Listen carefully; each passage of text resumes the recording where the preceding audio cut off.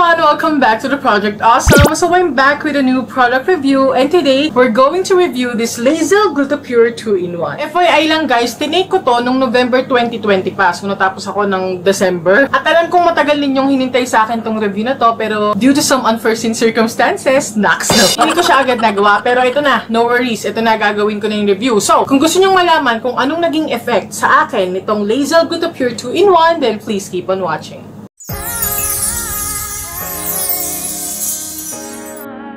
So, this Lazel Gluta Pure 2-in-1 was sent to me by Sir Jay Sagala along with this Lazel Vitamin C. Ayan. So, sabi niya, itong products daw na to, yung Lazel, yung Lazel Vitamin C, tsaka yung Frozen Collagen, sila yung perfect combo na inumin. However, nung tinake ko itong Lazel na to, wala na ako ng Frozen Collagen. Ubus na. And I didn't bother to buy a new one. Kasi ako yung tipong pag magre-review ng ganitong mga products, gusto ko, yung siya lang muna yung tinitake ko. Alam mo yun, walang ibang suporta ng ibang supplements, if that makes sense. Guess nyo ba? Okay lang yung sasamahan ko siya ng vitamin C, pero kunyari, sasabayan ko siya ng collagen or ng other products na meron ding glowing and whitening effect. Hindi ko muna siya sinasabayan sa una para makita ko kung ano ba talagang effect niya, kung nakaka-glow ba siya alone or what, diba? So, ayun lang. So, isang buwan ko tinake itong Lazel Gluta Pure 2-in-1 kasama nitong Lazel Vitamin C na to. So, looking at the packaging, para talagang yung itsura niya, yung itsura din ng mga frozen collagen na packaging, pati sa frozen gluta. And by the way, guys, alam ko, marami na kayong napanood ng mga reviews about this supplements. Pero, kung gusto nyo gumawa ako ng comparison review between Lazel and ng Frozen Gluta Pure, sabihin nyo lang sa akin, mag-comment lang kayo sa baba. So, ayan nga po yung packaging niya. Nakalagay din siya sa resealable pouch na ganyan. And, nakalagay dito, Lazel Gluta Pure 2-in-1. At kaya siguro siya sinabing 2-in-1 kasi dalawa lang yung ingredients niya, which is yung pure L-glutathione and alpha-lipoic acid. And speaking of its ingredients, gusto ko lang linawin yung nakasulat dito sa harapan. Katulad din sa Frozen Collagen, sa harap nakalagay ang laki nung dosage. Katulad nito, pure L-glutathione, tapos 15,000 mg, tapos yung alpha-lipoic acid niya, 3,000 mg. So, ang laki nun, diba? Pero guys, ibig sabihin lang nun, pinagsama-sama lang nila yung kabuuan ng dosage na nasa loob nitong pouch na to. Kasi yung isang soft gel, yes, soft gel siya, hindi siya capsule. Yung isang soft gel ng Lazel Gluta Pure 2-in-1, meron siyang L-glutathione na 500 mg. Ang laman ng isang pouch is 30 soft gels. So, 500 mg times 30 soft gels is equals to 15,000 mg.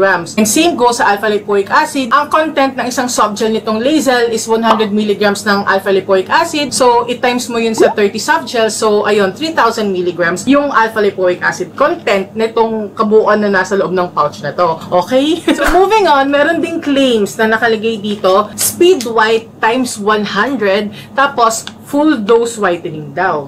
And then sa gitna, merong nakalagay na Japanese characters dyan, which simply means kapag translate ay glutathione. Tapos dito naman sa likod niya, kagaya ng ibang mga Thai supplements na try ko na din, mostly na nakasulat ay nasa Thai letters or Thai characters na din siya. So, syempre, ginamit ko ulit yung camera translator app ko para ma-translate yung mga nakasulat dyan. Hindi siya 100% accurate, pero at least maiintindihan mo kung ano yung nakasulat. So, isa-isahin po natin. So, dito sa white box na to, ang nakasulat dyan, yung ingredients niya. Dalawa lang talaga yung ingredients na nakalista. Hindi katulad sa ibang, katulad sa frozen collagen, katulad sa frozen gluta, ang daming ingredients na nakalista. Dito, dalawa lang talaga. Yung pure L-glutathione tsaka yung alpha-lipoic acid nga. Yung alpha-lipoic acid, para siyang booster, para kasi siyang vitamin-like chemical. So, it's an antioxidant na nakakatulong para ma-increase yung levels ng ibang antioxidant sa katawan natin. So, since si glutathione, kind of antioxidant siya, pagka nag-take ka rin ng alpha-lipoic together with the glutathione, mas mai-increase ni alpha-lipoic acid yung levels ng glutathione sa katawan mo, okay? And that is based on my research, syempre, sa mga binabasa ko. So, sa baba ng white box na yan, ng mga ingredients list, nakalagay dito, how to take this soft gel. So, nakalagay, usage, take 1 soft gel daily. Gusto ko na meron siyang English translation, pero ayoko yung part na wala ng translation yung ibang part nito, lalo na yung mahalagang part katulad ng warnings or cautions. Para sa akin, international product na siya dahil binibenta na siya, galing nga siya sa Thailand, pero nabibenta siya dito sa atin sa Pilipinas, diba? So, mas okay sana kung lalagyan nila ng English translations yung ibang, o lahat ng part na nakasulat dito sa kanilang packaging para mas maintindihan natin, guys. So, ang suggestion ko sa inyo, kung bibili kayo ng ganitong mga supplements supplements, yung mga iniinom ganyan, tapos iba yung language nila, hindi nyo maintindihan, i-translate nyo muna bago nyo gamitin para maintindihan ninyo talaga kung paano ba iniinom, kung paano ba yung mga hindi dapat gawin, yung mga ganon. Okay? So, kagaya ng nakalagay dito sa baba ng usage, ang nakalagay dyan, caution or warning. So, ang sabi dito, teka, nakalimutan ko. Ang sabi, children and pregnant women should not be tolerated. Yun yung lumabas sa unang picture ko gamit yung camera translator. Pero inulit ko sa ibang anggulo naman, children and pregnant women should not eat. So, same lang naman. So, basically, ibig sabihin, bawal sa mga bata tsaka sa mga buntis, sa mga pregnant mommies. And then sa baba, no, nang nakasulat naman na next caution or warning, should have a wide variety of food, complete 5 groups in the right proportions on a regular basis. So, napansin ko lang, pareho lang din dun sa caution sa frozen collagen tsaka sa Lazel Gluta Pure. Nalilito talaga ako. Frozen pag collagen, froza pag yung gluta. Okay. So, pareho lang yung nakalagay doon na hindi nga siya pwede sa bata, sa buntis, ganyan. Tapos, kailangan daw kumain tayo ng healthy. Nire-recommend nila. Siyempre, pagka healthy living ka, mas maganda yung absorption mo ng ganitong mga supplements. Actually, may mga nagtatanong sa akin kung okay lang daw bang magyosi, magsigarilyo habang nagte-take ng ganitong mga gluta supplements. Nabasa ko, no, siyempre ni-research ko yun, nabasa ko na hindi naman siya bawal talaga, ganon. Pero, pagka kunyari nagte-take ka ng ganitong supplements, tapos may mga bisyo kakagaya ng paninigarilyo, mababawasan yung efficacy o yung epekto ng glutathione sa katawan mo. Pero syempre, mas maganda pa rin na konsultahin nyo yung mga doktor nyo pagdating sa mga ganyang bagay. And then, sa baba nun, meron ulit warning at English translation na naman siya. Bakit ganon? Yung iba may English, yung iba wala. Keep this product out of the reach of children and pregnant women.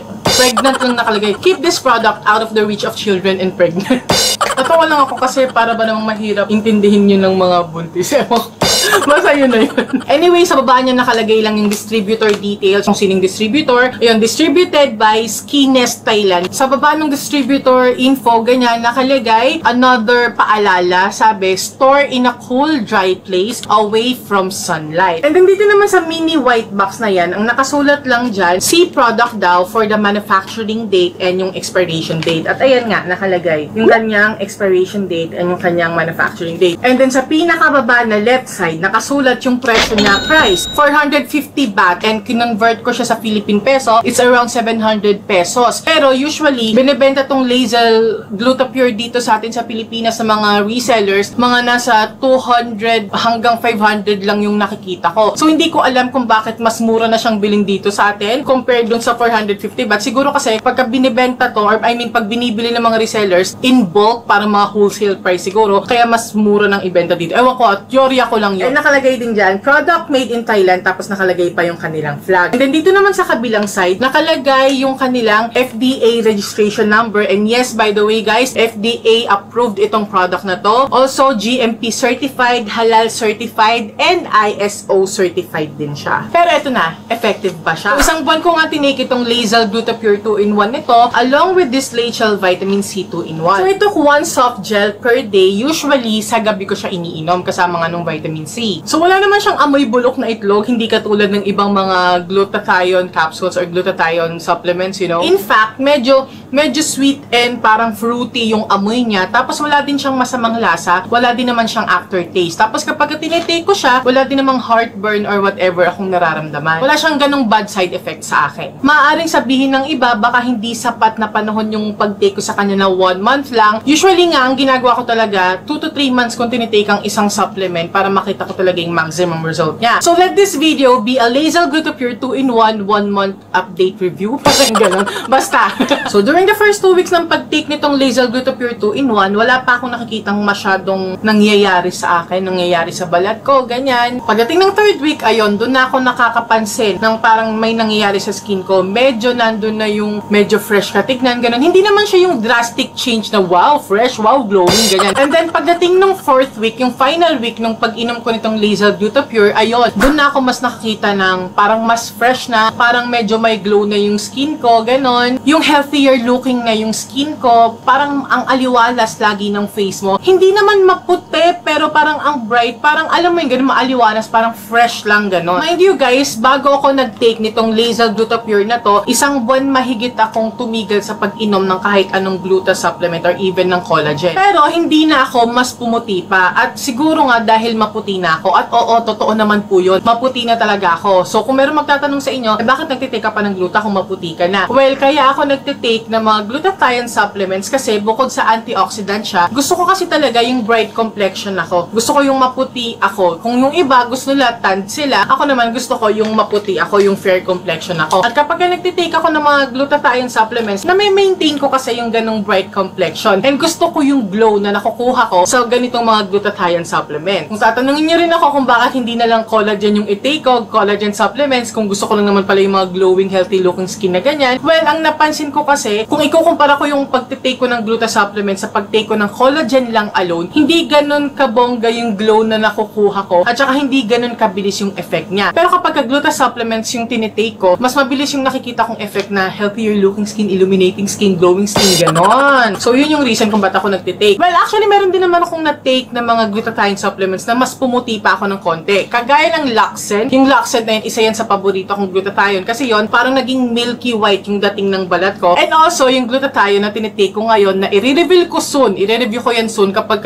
naka almost 2 months na ako nagtitake nung gluta na yon. So, abangan nyo yan. So, yun. Effective naman sa akin si Lazel Gluta Pure 2-in-1. Tsaka, wala rin naman po nga akong naramdaman na kahit anong bad side effects. Hindi ko rin naramdaman yung naging antukin. And siguro, dahil isang buwan ko lang siyang tinake, so hindi ko pa talaga nakita yung maximum result niya. Pero dahil nagkaroon na siya sa akin ng effect ng isang buwan pa lang, eh siguro, kapag tinuloy-tuloy mo yung pag-take sa kanya, eh baka mas pumuti ka, or baka mas maging maganda yung balat mo, ganon. So kung ikukumpara ko itong Lazel Gluta Pure 2-in-1 na to sa ibang mga gluta supplements during the first month ng pag-try sa kanila, is this the best gluta? Well, no. Does this have the fastest effect? No. But compared sa ibang gluta na na-try ko, mas mabilis yung effect niya. But then again, compared din dun sa ibang mga gluta na na-try ko na din, mas mabilis naman yung effect ng mga yon compared dito sa Lazel. Nagigets nyo ba? Kagaya nung sa Laxen, tsaka nga dito sa gluta na currently na tinitake ko, mas nakakita ako agad ng resulta doon compared dito sa Lazel Gluta Pure 2-in-1 na to. Although meron siyang effect sa akin, pero hindi ganun kabilis. So I can say that it may not be the best, pero it works naman. Kahit dun sa unang buwan pa lang ng pag-take ko, meron naman na akong nakitang resulta. Pero please guys, again, please do understand na kung ano man yung nag-work sa akin, maaaring hindi ganun mag-work sa inyo and vice versa. Kung nag-work ito ng bongga sa inyo, dun sa first month pa lang nag-try nyo, tapos sa akin ganito lang yung effect niya, eh wag nyo akong awayan kasi iba-iba tayo ng sistema, iba-iba tayo ng katawan. And gaya ng sinabi ko, maraming factors na dapat i-consider kapag ka nagtitake kayo ng ganitong mga supplement. Kung healthy living ba kayo, may mga bisyo ba kayo, and all. Kasi nakaka-apekto din po yun sa effect ng ganitong mga supplements. Okay? So, will I recommend this product? Oo naman, kasi mura naman siya compared sa ibang glutathione supplements. Ayun nga, meron ka namang makikitang effect sa kanya. And aside from that, FDA approved, halal certified, GMP certified, ISO certified. Will I repurchase? Bibili ba ako ulit? Sure, pero hindi yung tipong OMG, naubos na siya, bibili na ako agad. Hindi yung ganon. Pero I'd love to try it again soon. Sa ngayon kasi nag-e-explore ako ng iba't ibang glutathione supplement eh. Gusto ko mag-try ng iba-iba para mahanap ko kung ano ba talagang the best. Pero kunyari, in the future, gusto kong i-try siya ulit nung mas matagal na panahon. Let's say, hindi lang isang buwan, mga 2 to 3 months ko pa siyang ititake para makita ko talaga yung maximum result. So yes, that's it for my review on this Lazel Gluta Pure 2-in-1. Sana po nakatulong sa inyo itong video na to kahit marami ng video ang napanood ninyo at marami ng video naglipa na sa YouTube about dito sa Lazel Gluta Pure 2-in-1 na to. Pero ito po yung personal experience ko and personal opinion ko dito sa product na to. At kahit pinadala sa akin to, hindi po sponsored itong video na to, okay? Lahat ng nire-review ko dito sa channel ko, 100% honest opinion ko yon. Walang bias-bias. So, icon lang ako may bias. Well, actually, parang lahat pala sila bias. Kaya nga po, sana nakatulong sa inyo itong video na to at sana din po meron kayong natutunan at sana nag-enjoy kayo sa panonood. Kung meron kayong ibang questions about this product na hindi ko nabanggit dito sa video na to, mag-comment lang po kayo sa baba. And please, if you're not yet subscribed here in my YouTube channel, please do subscribe for more videos like this and don't forget to hit that notification bell para ma-notify kayo pag meron tayong mga bagong videos kagaya nito. Thank you so much again for watching and I hope to see you in the next one, you guys. Stay awesome and accomplish your mission. Bye!